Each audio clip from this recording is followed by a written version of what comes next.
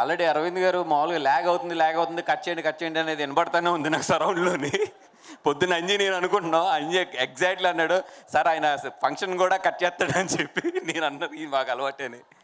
రే దా yeah Sreeleela గారు పాప morning shooting కూడా ఉంది, ఆవిడ కూడా గమ్ముని పంపాలి, గెస్ట్లు అందరూ కూడా చాలాసేపు అయింది. ఫస్ట్ ఆఫ్ ఆల్ కొన్ని బాధ్యతలు ఉంటాయి కాబట్టి స్టేజ్ మీద అండ్ సినిమాకి ప్రొడ్యూసర్గా ఉన్నాను. మా హీరో నితిన్ గారు, ఫస్ట్ ఆఫ్ ఆల్ నేను ఎవరికన్నా థ్యాంక్స్ చెప్పాలి ఈ స్టేజ్ నుంచి అంటే కనుక మా హీరో నితిన్ గారికి. సార్ నిజంగా మీరు లేకుండా ఈ సినిమా ఇంత హ్యాపీగా ఇంత ఎదరికి వెళ్ళేది కాదు. ఎందుకంటే ఇది ముగ్గురు కుర్రోళ్ళు కథ ఒక హీరో యాక్సెప్ట్ చేయాలి అంటే చాలా ఆలోచిస్తారు. కానీ మీరు ఎటువంటి సంకోచం లేకుండా సార్ నాకు సినిమా నచ్చింది, ఇది ఒక కథ కింద నేను ఈ సినిమాని చూస్తున్నాను, నేను డెఫినెట్గా ఈ కథలో ఒక పార్ట్ అవుతానని చెప్పి మీరు నిజంగా వచ్చి అడిగేసి ఈ సినిమాని ఒప్పుకున్నారు. Thank you so much sir.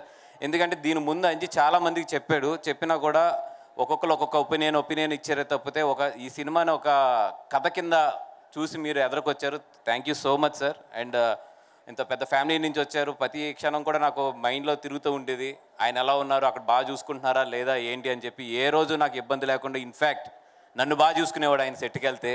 అంత నిజంగా యూనిట్తో కలిసిపోయి అంత బాధ్యత తీసుకుని అక్కడ అవుట్డోర్లో అన్ని రోజులుండి ట్యాన్ కూడా అయిపోయారు పాపం చాలా. అప్పుడు thank you so much for everything. And నిజంగా ఒక మంచి విషయం మీ గురించి చెప్పాలంటే, మొన్న పిఠాపురం అప్పుడు జరిగిన ఇన్సిడెంట్ నాకు ఈ ట్రైలర్ని పిఠాపురంలో చేయడం అనేది చాలా అంటే నేను చాలా ఎగ్జైట్ అయ్యి ఎవరు నాకు సజెషన్ చెప్పగానే బాగుంది, ఐడియా ఎదిరిపోయింది, అక్కడికి వెళ్దాం ఉన్నాను. అప్పుడు నిజంగా నేను నితిన్ గారిని నేను అడగాలి లేదా నితిన్ గారి యాక్సెప్టెన్స్ తీసుకోవాలి అనేది నా మైండ్లో ఎక్కడో స్కిప్ అయిపోయి అది అనౌన్స్ చేసిన తర్వాత నాకు అనిపించింది, అరే హీరో గారిని తీసుకోవాలి కదా అని చెప్పి. ఎక్కడో నా వర్క్ ప్రెజర్లో స్కిప్ అయ్యాను.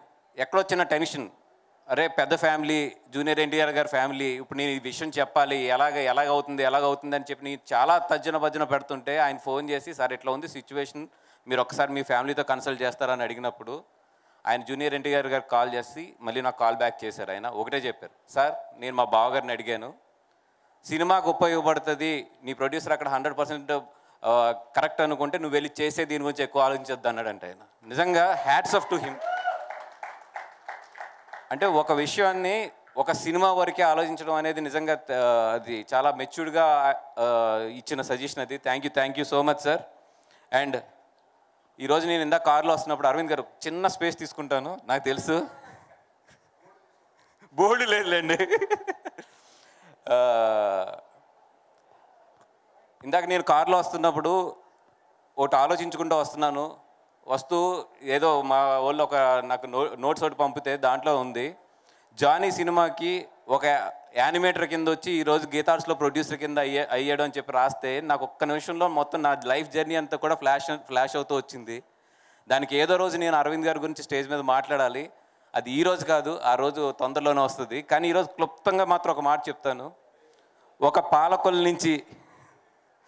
పాలకొల నుంచి చాలా సాదా సీదీగా ఒక యానిమేటర్, ఒక 3D నేర్చుకున్న ఒక యానిమేటర్ వచ్చి ఈరోజు చిరంజీవి గారు, అల్లు అరవింద్ గారు వీళ్ళందరూ చాలా కష్టపడి ఏర్పరచుకున్న ఒక మహావృక్షం కింద ఒక చిన్న ఏరు కింద బయలుదేరి నేను ఒక చెట్టు అయ్యి ఒక జూనియర్ ఎన్టీఆర్ గారి ఫ్యామిలీ నుంచి ఒక హీరోతో సినిమా తీయగలిగాను అంటే నిజంగా నాకు దేవుడు ఎంత అదృష్టం, ఏ జన్మలో నేను ఇది చేసుకున్న పుణ్యం అయి ఉంటుంది అనుకున్నాను. అదేవిధంగా నేను చిన్నప్పటి నుంచి కూడా పవన్ కళ్యాణ్ గారి అభిమాని. అంటే ఆయన ఖుషి సినిమా చూసి మా నాన్న దగ్గర అంబాసిడర్కి తాళాలు దొబ్బేసి నేను సెల్ఫ్ డ్రైవ్ చేసుకుంటూ హైదరాబాద్ వచ్చిన కుర్రోడిని ఈరోజు ఎంత పుణ్యం చేసుకుని ఉంటే ఆయనతో పాటు ఒక పొలిటికల్ జర్నీలో ఆయన వెనకాల అడుగులు అడిగేసుకెళ్ళగలుగుతున్నానంటే ఎక్కడో ఏదో పెద్ద పుణ్యం చేసి ఉంటాను నేను అని చెప్పి. ఇంత మంచి జర్నీ నాది వెళ్తున్నది.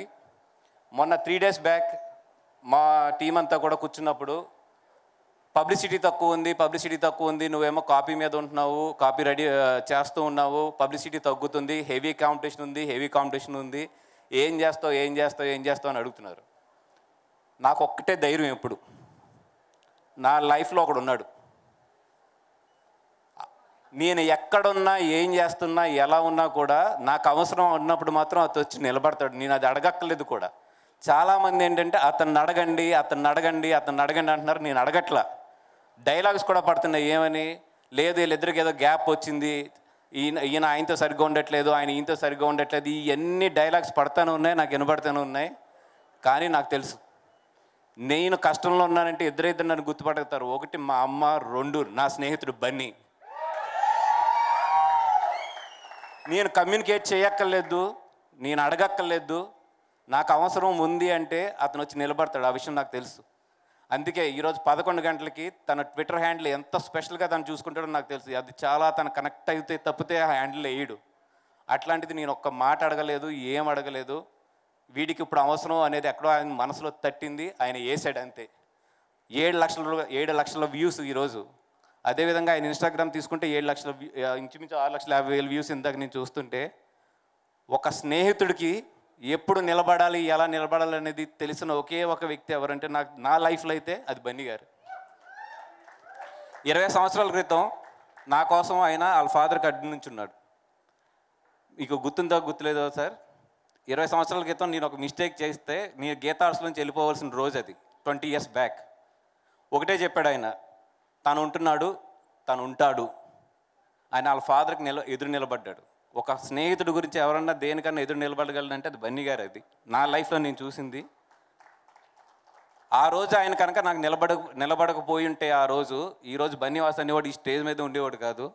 ఆయనకి తెలుసు నేను సంతోషంగా ఉన్నప్పుడు ఎప్పుడూ కూడా ఏ రోజు కూడా మా ఇద్దరి మధ్యలో ఏమండి కంగ్రాచులేషన్స్ లేదా ఏమండి హ్యాపీ బర్త్డే లేదంటే ఏం ఉండవు మా ఇద్దరి మధ్యలో.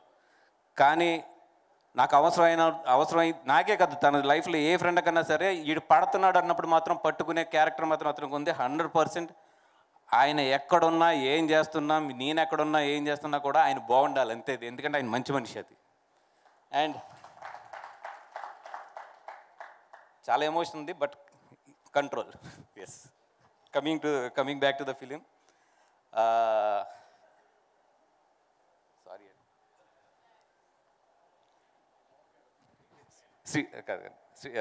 Nitin garu, Sreeleela garu, thank you so much. Morning shooting ఉంది, నాకు తెలిసి మీరు కంగారులో ఉన్నారని చెప్పి. Thank you so much for coming and wishing. మమ్మల్ని అందరినీ విష్ చేయడానికి వచ్చినందుకు. మిమ్మల్ని పిలవడానికి ఒకటే మాకు మెయిన్ రీజన్ ఏంటంటే మీ ఎనర్జీ ఎంత ఉంటుంది, ఈ సినిమా కూడా అంత ఎనర్జీ ఉంటుంది. అందుకని ఎవరిని పిలిస్తే బాగుంటుంది అంటే మోజ్ ఎనర్జెటిక్ ఎవరు అని ఎదుగుతుంటే 100% 2-3 నోట్లోంచి మీ పేరే వచ్చింది. అందుకని మిమ్మల్ని ఇక్కడికి 100% రావాలనుకున్నాం. అట్లాగే మా నిఖిల్ భాయ్ ఫోన్ చేస్తే ఒకటే అన్నాడు, ఎవరిని పిలుస్తున్నావు, ఎందుకు పిలుస్తున్నావు అన్నాడు. అంటే నిఖిల్ భాయ్ ఇట్లా ఫంక్షన్ ఉందంటే, నా ఫంక్షన్కి నేను వస్తున్నాను, ఇది నా బ్యానరు, నా సినిమా, నేను వస్తున్నాను, నేను గెస్ట్ ఇవన్నీ కాదు, నా సినిమాకి నేను వస్తున్నాను, I'm also like A producer అని చెప్పి నాకు ఇంకా రెండో మాట కూడా నాతో మాట్లాడించకుండా ఎన్నింటికి రావాలి, ఎక్కడికి రావాలి, నాకు ఎవరు కమ్యూనికేట్ చేస్తారని చెప్పాడు. Thank you Nikhil bhai, thank you so much for everything. And Manji, అలాగే మొత్తం మా టెక్నీషియన్స్ అందరూ, అదేవిధంగా thank you so much for Riyaz and Banu. Because ఈ కథను తీసుకొచ్చి నాకు చెప్పించిన వెంటనే నేను ఒకటే చెప్పాను, ఈ కథ నుంచి అయితే నేను పార్ట్నర్షిప్ ఇవ్వాలని, ఈ కథ నేను దొబ్బేస్తున్నాను అని చెప్పాను. అంత క్లారిటీగా చెప్పాను, ఎందుకంటే ఈ కథ నాకు అంత బాగా నచ్చింది. అండ్ ఈ సినిమాని మెయిన్ ఈరోజు నేను అనుదీప్ గారిని కానీ మా కళ్యాణ్ గారిని కానీ ఇక్కడికి రమ్మంటానికి మెయిన్ కారణం ఏంటంటే, సార్ నేను జాతిరత్నాలు చూసినప్పుడు ఇంటికి వెళ్ళి కుళ్ళుకున్నా. ఏంటంటే ఇంత మంచి అంటే థియేటర్ బౌన్స్ అవుతుంటే నాకు పొట్ట ఇది నొప్పి వస్తుంటే, అబ్బా నా లైఫ్లో ఇలాంటి ఎంటర్టైనర్ ఎప్పుడన్నా తీయాలి ఒకటి అని చెప్పి నిజంగా ఆ రోజు అనుకున్నాను సార్. ఈ కథ విన్నప్పుడు నేను అంత ఎంజాయ్ చేశాను. నిజంగా మీరు జాతిరత్నాలు అనేది తీయకుండా ఉంటే కనుక మాకు ఒక స్క్రీన్ ప్లే మీద నవ్విస్తూ తీసుకెళ్లే సినిమా మీద నమ్మకం వచ్చేది కాదు. Thank you so much. మీ జాతిరత్నాలు అనేది ఎంతమందికి లైఫ్ ఇచ్చిందో.